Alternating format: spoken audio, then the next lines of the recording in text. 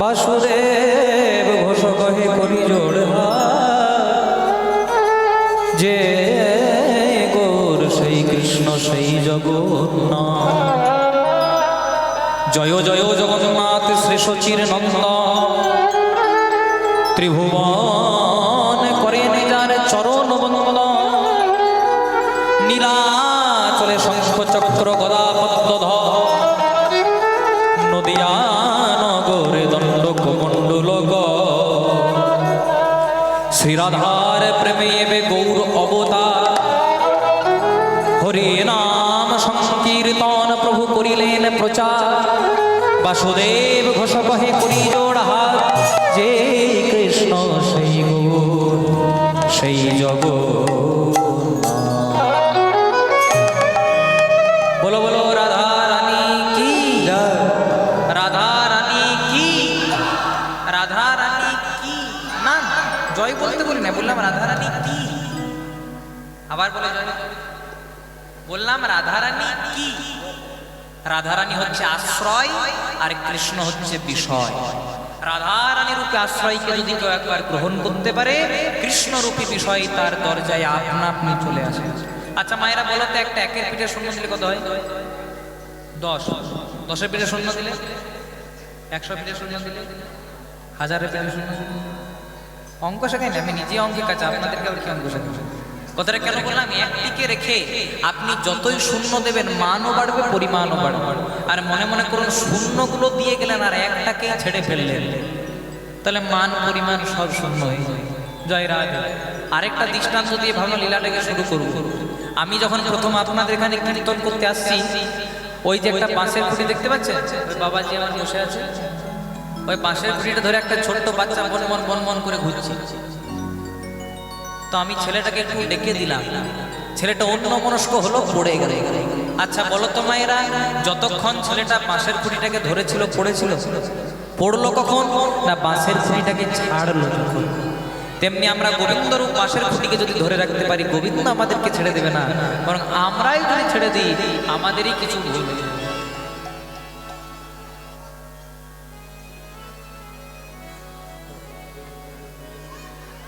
না আপনারা গল্প করে নেন, তারপর আমি গল্প করি।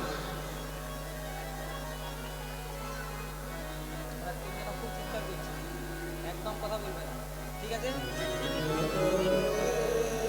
হ্যাঁ ঠিক আছে। আর একদম কথা বলেন, আবার কথা বলেন।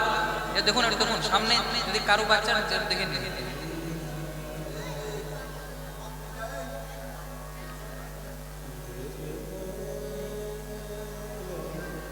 হ্যাঁ ঠিক আছে, তোমরা আমার দিকে তাকাও, চকলেট দেবো। হরে কৃষ্ণ। বাসুদেব ঘোষ কহে করি জোড় হাত যে কৃষ্ণ সেই গৌর সেই জগন্নাথ। দেখবেন আমরা অনেকে কালী কৃষ্ণ দুর্গা নিয়ে বিভেদ করি, আর বলি কালী আলাদা কৃষ্ণ আলাদা। কালী কৃষ্ণ যদি আলাদা হতো তাহলে ভগবান শ্রীকৃষ্ণ কোনোদিনও নিধুবনে কালী রূপ ধারণ করতেন না। একদিন রাধারানীর মনের বাসনা হলো আমি কৃষ্ণ দেখার জন্য যাব। এবার যখন রাধারানী গেলেন ঘরে, বললেন আমি কালী পূজা করতে যাব, কিন্তু পেছনে পেছনে গেলেন ননদিনী কুটিলা। কুটিলা দেখতে পেল, বলেছে তো করবে কালী পুজো, কিন্তু করছে কালার পুজো। দাদা আয়ান ঘোষকে গিয়ে পড়ে বললো, দাদা তুমি তো এখানে মা কালীর পূজা করছো, কিন্তু তোমার বউ নিধুবনে করছে বাবা কালীর পূজা। জয় রাধে। যেই না আয়ান ঘোষ তার খড়গটি নিয়ে গেল, রাধারানী নিরুপায় হয়ে গোবিন্দের চরণে জায়গা নেই। প্রভু যদি আজকে কেউ উদ্ধার করতে পারে, তুমি ছাড়া কেউ পারবে না।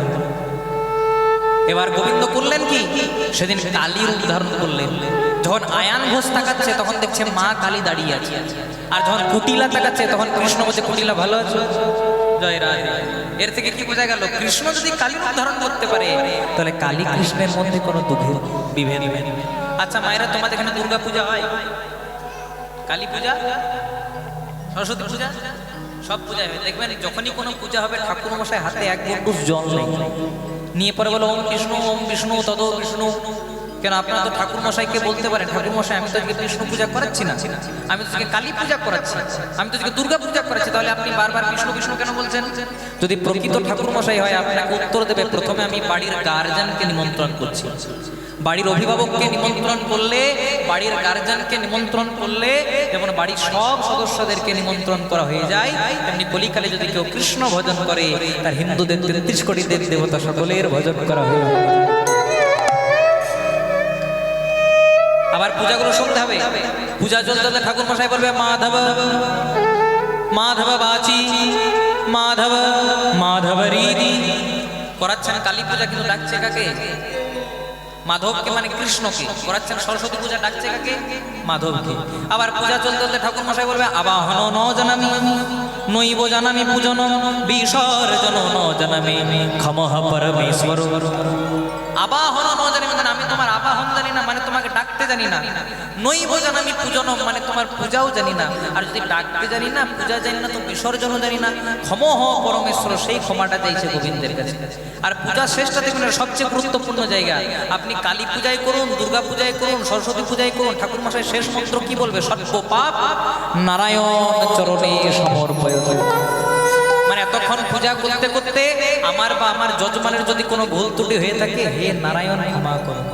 তাহলে করাচ্ছেন কালী পূজা, করাচ্ছেন দুর্গা পূজা, করাচ্ছেন সরস্বতী পূজা, সব পূজা করাতে গিয়ে আগেও নারায়ণ, পেছনেও নারায়ণ, ডান দিকেও নারায়ণ, বাঁ দিকেও নারায়ণ। তাহলে কোড লাইনে কেন হাঁটবে? ডাইরেক্ট মেন লাইনে হাঁটি। গোবিন্দকে ডাকুন, তাহলে কৃপা হয়ে যাবে। আরেকটা দৃষ্টান্ত দিলে পুরোটা পরিষ্কার হয়ে যাবে। আমার মামা বাড়ি হলো ঠাকুর পুকুরে। আচ্ছা বলো তো মায়েরা, আমার মামা বাড়ি যদি ঠাকুর পুকুরে হয়, আমার মায়ের বাপের বাড়ি কোথায় হবে? কোথায় হবে? তাই ধনকে ভেটকিয়া বলে দিয়েছে গো, ধন্য আপনাদের। আমার মামা বাড়ি যদি ঠাকুর পুকুরে হয়, আমার মায়ের বাপের বাড়ি কোথায় হবে? আবার বাবাদেরকে যদি প্রশ্ন করি, বাবা তাহলে আমার বাবা শ্বশুর বাড়ি কোথায় হবে? কথাটা কেন বললাম? আমি গেলাম মামা বাড়ি, মা গেল বাপের বাড়ি, বাবা গেল শ্বশুর বাড়ি, গিয়ে পরে দেখলাম জায়গা, কেউ বলে জল, কেউ বলে পানি, কেউ ওয়াটার, বস্তুটা একটা। যে কৃষ্ণ সেই কালী সেই জগন্নাথ, ভগবান নিয়ে পার্থক্য করার দরকার নেই। আর এর চেয়েও যদি বেশি কিছু প্রমাণ চান, ভগবান গীতায় নিজ মুখে বলেছেন, যে যথা মাং প্রপোদন্তে তাং তথৈব ভজাম্যহম। মানে যে আমাকে যে রূপে ভজনা করে, অন্তরে শুদ্ধ প্রেম ভক্তি থাকলে আমি তাকে সেই রূপে দেখা দিতে পারব। তার জন্য সবাই মিলে প্রবেশ করবো বৃন্দাবনে, একসঙ্গে হাত দুটি তুলে গাইব, বলে রাধা রানী মহারানী কৃপা করো না, কৃপা করে বৃন্দাবনে নিয়ে চলো না।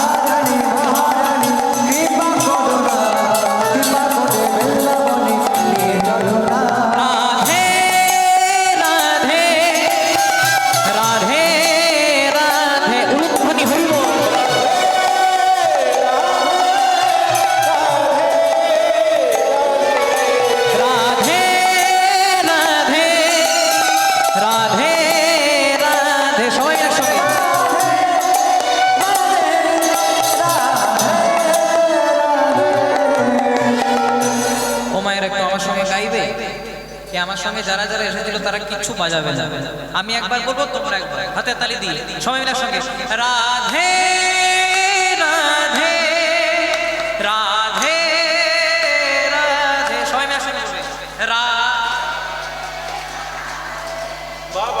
রাধে, বাহ রাধে রাধে রাধে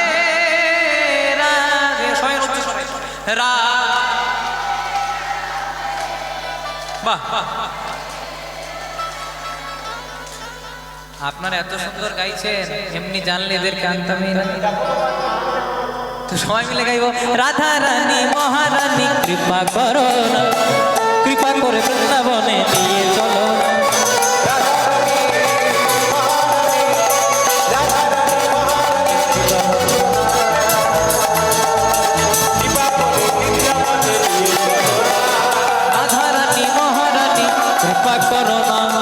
কৃপা করে বৃন্দাবনে নিয়ে চলো, রাধা রানী মহারানী কৃপা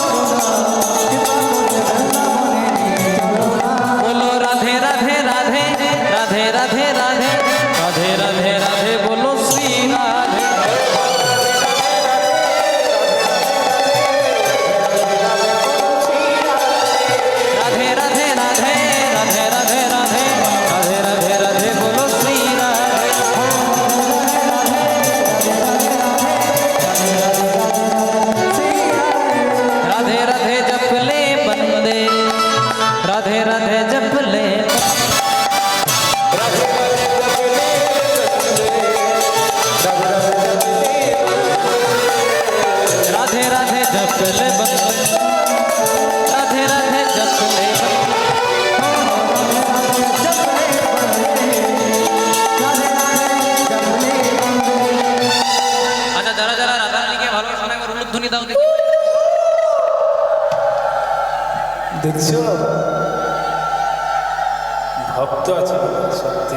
বাহ খুব সুন্দর, ঠিক আছে মায়ের। বললাম যারা যারা রাধারানীকে ভালোবাসো না তারা উলুধ্বনি দাও। অন্য মনস্ক হলে হবে না। এবার যারা যারা রাধারানীকে ভালোবাসেন বৃন্দাবনে যাবেন, সবাই মিলে একসঙ্গে যাব।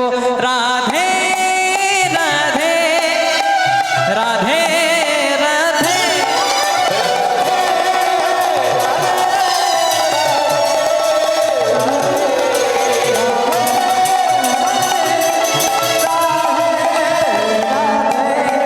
বলো রাধে রাধে রাধে রাধে রাধে রাধে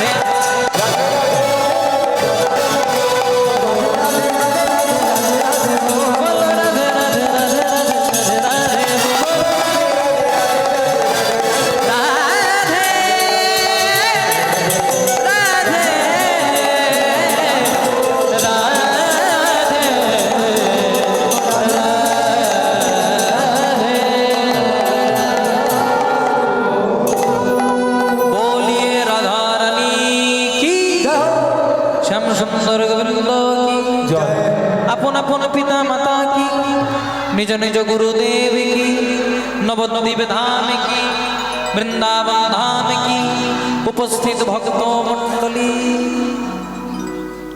তাই আজকে আমি আপনাদেরকে যে লীলা শোনাবো বা যে লীলা পরিবেশন করব, গত বছর আমি আপনাদের এখানে শিববিহীন যজ্ঞ, মানে যে যজ্ঞে ভোলানাথ না আসে, যে যজ্ঞে বৈষ্ণব না আসে, সেই যজ্ঞটা কোনোদিনও সম্পূর্ণ হয় না। অগণিত ভক্ত বৈষ্ণবের পদধূলা পড়তে হয়, তবে হরিবাস সাফল্য মণ্ডিত হয়। সেই দক্ষ যজ্ঞ লীলা আমরা এর আগের বছর শ্রবণ করেছিলাম। আর আজকে আমরা যে লীলা শ্রবণ করব এক ভক্ত লীলা, যে ভক্তের ডাকে স্বয়ং ভগবান গোলক ছেড়ে ভূলোকে নেমে এসেছিলেন। দেখবে আমাদের মকর সংক্রান্তিতে দুটো বড় বড় মেলা বসে। একটা হচ্ছে আপনাদের দক্ষিণ 24 পরগনার গঙ্গাসাগর মেলা, আর আরেকটা হচ্ছে আমাদের বীরভূম জেলার কেন্দুলি গ্রামে একটা মেলা বসে। কি নাম? জয়দেব মেলা। একবার ঘুরে আসবে, কারণ আমাদের এই মানব দেহ তো বড় অল্প, এই আছে এই নাই, নিঃশ্বাসে বিশ্বাস নাই। অন্তত ওই জায়গাগুলো একবার ঘুরে আসবে, কারণ যার ডাকে স্বয়ং ভগবান যে মাটিতে নেমে এসেছিলেন, ওই মাটিটাতে যদি একবার গড়াগড়ি দিয়ে আসতে পারেন, আমাদের মানব জনকটা ধন্য। তাই কবির একটা কথা আছে না, কুমোর পাড়ার গরুর গাড়ি, বোঝাই করা কলসি হাড়ি, গাড়ি চালাই বংশী বদ না সঙ্গে যে যায়। হাট বসেছে বক্সিগঞ্জে। ও মা, একটু আমার দিকে তাকাও গো, তোমার খুব পেছন দিকে তাকানো ঝোঁক, আমার দিকে তাকান। আর আমি এতটাও দেখতে খারাপ নই যে আমার দিকে তাকানো যাবে না। ঠিক ঠিক এদিকে তাকান। জয় রাধে। বলছে কুমোর পাড়ার গরুর গাড়ি, খুব মন দিয়ে শুনলেন, কুমোর পাড়ার গরুর গাড়ি মানে খড় মাটিতে কুমোর যেমন ঠাকুর করে রক্ত মাংস দিয়ে ভগবান, তেমনি একটা 3.5 হাতের মানব দেহ গড়ে। কুমোর পাড়ার গরুর গাড়ি মানে এই যে দেহ গাড়ি। বোঝাই করা কলসি হাঁড়ি, গাড়িটা ফাঁকা নাই মা, কলসি হাঁড়ি আছে। কি কি? 10 ইন্দ্রিয়, ষড় রিপু কাম ক্রোধ লোভ মোহ মদ মাৎসর্য, পঞ্চভূত ক্ষিতি অব মরুত তেজ বোম, ত্রিগুণ সপ্তগুণ তমগুণ রজগুণ, মানে 24 তত্ত্বে বোঝাই করা কলসি হাঁড়ি। গাড়ি চালায় বংশী বদন, মানে গাড়ির মালিক কে? ভগবান। ভগবান যতদিন গাড়ির ড্রাইভার থাকে, অ্যাক্সিডেন্ট হওয়ার ভয় থাকে। মহাভারতের যুদ্ধে অর্জুনের ড্রাইভার কে হয়েছিল? কৃষ্ণ। অর্জুনের রথে অ্যাক্সিডেন্ট হয়েছিল, বরং কৌরবরা পরাস্ত হয়েছিল। তেমনি গাড়ির মালিক আমরা গোবিন্দকে করেছি, কিন্তু সঙ্গে একজনকে বসিয়ে দিয়েছি, সঙ্গে যে যাই ভাগ্নে। মদন মানে কামনা, মদন মানে বাসনা, মদন মানে লোভ, মদন মানে লালসা। আর যতদিন অন্তরে কামনা বাসনা লোভ লালসা থাকবে, ততদিন ভগবানের কৃপা মিলবে। আমাদের গায়ে যদি নোংরা লাগে, ময়লা লাগে, কি দিয়ে পরিষ্কার করি? সাবান দিয়ে, শ্যাম্পু দিয়ে। তেমনি আপনাদের এই গ্রামে যদি গিয়ে পরে বলেন, দাদা একটা মন পরিষ্কার করবার সাবান দেবেন, তো দোকানে দিতে পারবে? কিন্তু মন পরিষ্কার করবার সাবান আছে, যদি হরি নাম রূপী সাবান। আর 2 ফোঁটা নয়ন জল তো ভগবান দিয়েই দিলেন। তাহলে গাড়ি চালায় বংশী বদন, সঙ্গে যে যায় ভাগ্নে মদন।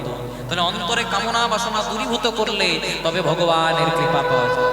এবার কি বলেছে দেখুন, বলছে হাট বসেছে। আচ্ছা, আপনার এখানে হাট বসে কি বারে? বৃহস্পতিবারে। কিন্তু কবি বলছে হাট বসেছে শুক্রবারে।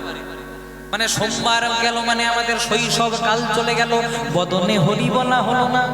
মঙ্গলবার মানে আমাদের কৈশোর কাল চলে গেল, বদনে হরি বলা হলো না। বুধবার মানে আমাদের যৌবন কাল চলে গেল। যখন থাকে যৌবনের বল কে বলে হরি বল, যখন থাকে টাকা পয়সার বল কে বলে হরি বল, যখন থাকে রাজনীতির বল কে বলে হরি বল।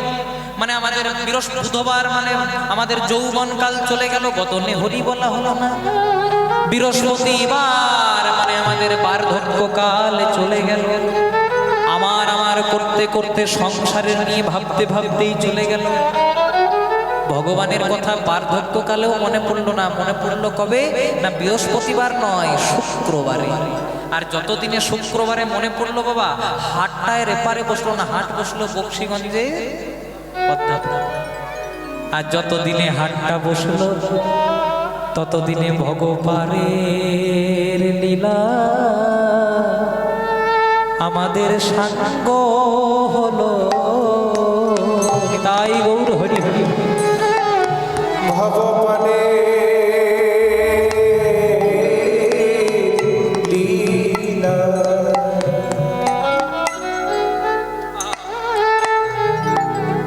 লীলা সঙ্গ হলো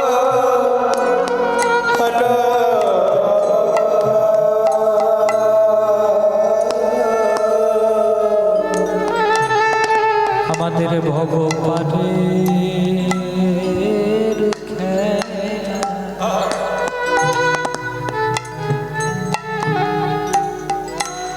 আমাদের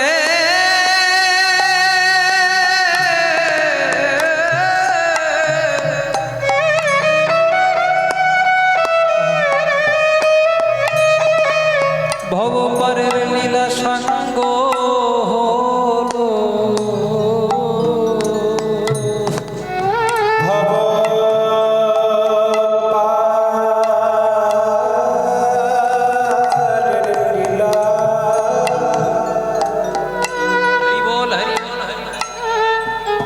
লীলা সঙ্গ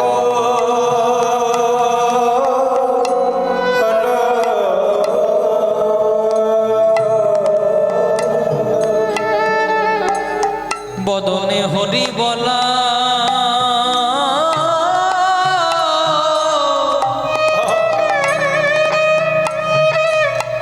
বদনে হরি বলা হরি বলা হলো না গো ভব পারে।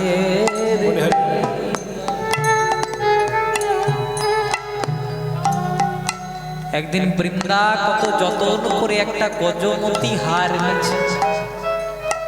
রাধারানীকে বললেন, ওগো রাধে, তুই তো জগতের বিচার কর্তা, আমার এই গজমতি হারটা দিবি। সেদিন প্রেমময়ী রাধারানী কি বলেছিল জানো মায়েরা, যেটা প্রত্যেকটা ভক্তের বলা দরকার। ওরে বৃন্দা রে,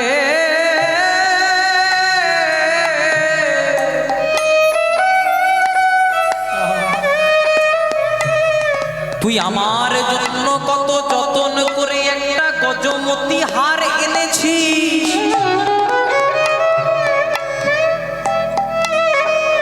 কিন্তু তোর কাছে আমার একটাই নিবেদন, তুই গজটাও বাদ দিয়ে দে। গজমতি হারের মধ্যে যদি গজ বাদ দিয়ে দেন তাহলে কি হয়? মতি হার। আর যদি হারটা বাদ দিয়ে দেন তাহলে পড়ে থেকে শুধু মতি। আমায় শুধু কৃষ্ণ পদে কৃষ্ণ পদে মতি দাও,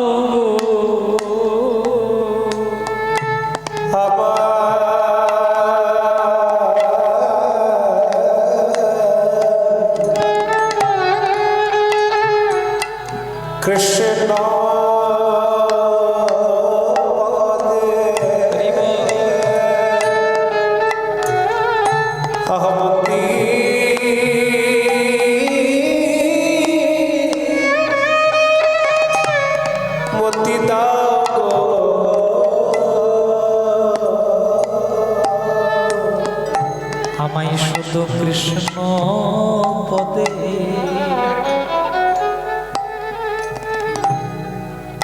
হরিবাসর কেমন হওয়া দরকার জানেন?